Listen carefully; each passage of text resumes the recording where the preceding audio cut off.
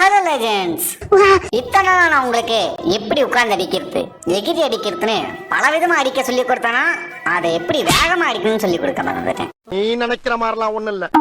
அதாவது நான் சொல்ல வரது என்னன்னா, நிறைய பேர் என்கிட்ட ப்ரோ நீ எப்படி ஒரு அவ்வளோ ஷார்ட் ரேஞ்சில் மூவ்மெண்ட் கொடுத்து ஒன் டேப் அடிக்கிற, எனக்கு அந்த மூவ்மெண்ட் ஸ்பீடோட இப்படி ஒன் டேப் அடித்து சொல்லி கொடு ப்ரோ, கூடவே எனக்கு அக்யூரசி வேணும்னு நிறைய பேர் கேட்டீங்க. சொல்றேன், மக்களுக்காக சொல்றேன். நான் சொல்ற சிம்பிளான ஒரு 2 ஸ்டெப்பா ஃபாலோ பண்ணீங்கனாவே நீங்களும் மூவ்மெண்ட் ஸ்பீடு கொடுத்து இதே மாதிரி ஒன் டேப் அடிக்கலாம். எதுக்கு இத்தனை எப்படி இல்ல எப்படிப்பா அது எப்படின்னு நான் சொல்றேன். அது கூடவே இந்த வீடியோ ஸ்கிப் பண்ணாம பாருங்க. ஏன்னா நிறைய பேர் இந்த மூவ்மெண்ட் ஸ்பீடு கொடுக்கறதுல நிறைய மிஸ்டேக் பண்றீங்க. அந்த மிஸ்டேக்கையும் சேர்த்து சொல்லிட்டு கூடவே உங்களுக்கு அது எப்படி பண்ணுன்ற ட்ரிக்கையும் சொல்லித்தரேன். முக்கியமா இந்த ட்ரிக்கு நீங்க 1v1 ஒன் டேப் விளையாடுறீங்கன்னா உங்களுக்கு இது செம பக்காவா யூஸ் ஆகும். இதுல ஃபர்ஸ்ட் நீங்க பண்ற மிஸ்டேக்ல இருந்து ஆரம்பிச்சிடலாம். ஏன்னா நீங்க மிஸ்டேக்ஸை கரெக்ஷன் பண்ணாலே ஈஸியா மூவ்மெண்ட் கொடுத்து ஒன் டேப் அடிச்சுட்டு போயிட்டே இருக்கலாம். அதுலயும் இந்த ஒரு மிஸ்டேக் எல்லாருமே பண்றீங்க. ஸ்கிரீனை மட்டும் நீங்க வேகமா திருப்பினா உங்களுக்கு மூவ்மெண்ட் ஸ்பீடு வந்துடாது. ஒரு செகண்ட் இந்த கிளிப்பை பாருங்க, உங்களுக்கு புரியும். இதை பார்த்தோன்னே உங்களுக்கு எப்படி தெரிஞ்சிருக்கும்? மூவ்மெண்ட் ஸ்பீடு புயல் வேகத்தில் இருக்கிற அண்ணன் பிச்சுக்கிறாரா அப்படின்ற மாதிரி உங்களுக்கு தெரிஞ்சிச்சா? அதுவே ஆப்போனன்ட் சைடில் அவன் எப்படி பார்க்குறான்ற இந்த ஒரு வியூ பாயிண்ட்டை பாருங்க.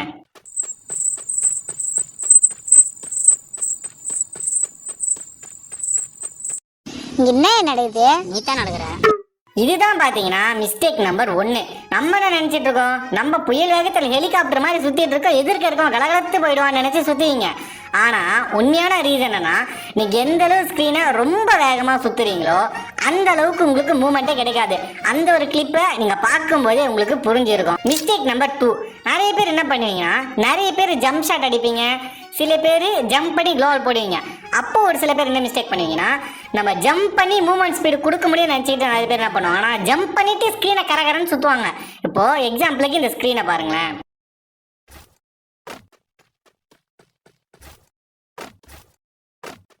நீங்க இந்த மாதிரி ஜம்ப் பண்ணி மூவ்மெண்ட் ஸ்பீடு கொடுத்தீங்கன்னா நமக்கு தான் பார்க்கறதுக்கு உலகத்தையே 365 ரவுண்டு சுற்றி வந்த மாதிரி இருக்கும். அதே ஆப்போனன்ட் வியூல பார்த்தீங்கன்னா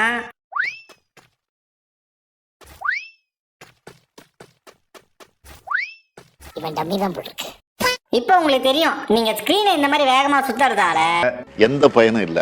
சரி ப்ரோ, இப்போ எனக்கு புரிஞ்சு போச்சு. நீ சொல்ற மாதிரி நான் இனிமே ஸ்கிரீனை கரகரன்னு தீத்த மாட்டேன் ப்ரோ, இந்த மாதிரி தீத்தாம கரெக்டா அடிக்க முடியுமா அப்படின்னு நீங்க கேட்டீங்கன்னா அப்படிலாம் கிடையாது. இதே மாதிரி ஸ்கிரீனை நீங்க தீத்தி தான் ஆகணும்.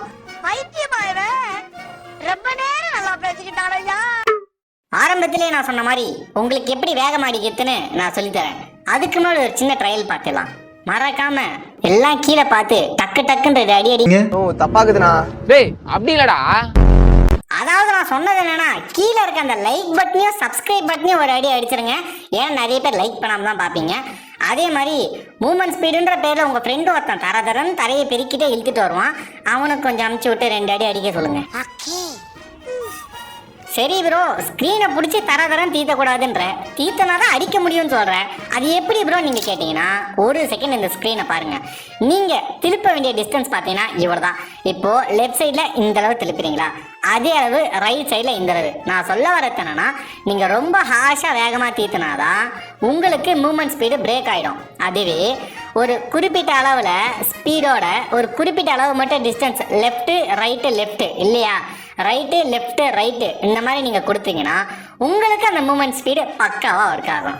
இப்போவுமே உங்களுக்கு இது புரியலன்றது எனக்கு நல்லா புரியுது.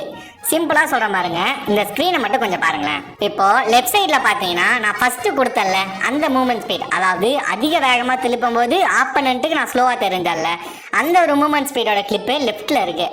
அதுவே ரைட்டில் இருக்க இந்த ஒரு கிளிப்பை பாருங்கள். இதில் நான் ரொம்ப ஸ்பீடாக ஸ்க்ரீனை திருப்ப மாட்டேன், லைட்டாக மைல்யூட்டாக தான் இந்த இடத்துல ஸ்க்ரீனை வச்சு நான் மூவ் பண்ணுவேன். நான் இந்த மாதிரி மூவ் பண்ணுறது தான் அங்கே ஆப்பனண்ட்டுக்கு இந்த மாதிரி ஒரு மூவ்மெண்ட் ஸ்பீடை காட்டுது. இல்லை ப்ரோ எனக்கு இப்பயுமே புரியல ப்ரோன்னீங்கன்னா சிம்பிளாக சொல்கிறேன், நீங்கள் கையில் பிடிச்சிக்கிறத அப்படியே பிடிச்சிக்கிட்டு டப்புன்னு ஏஞ்சி நில்லுங்க.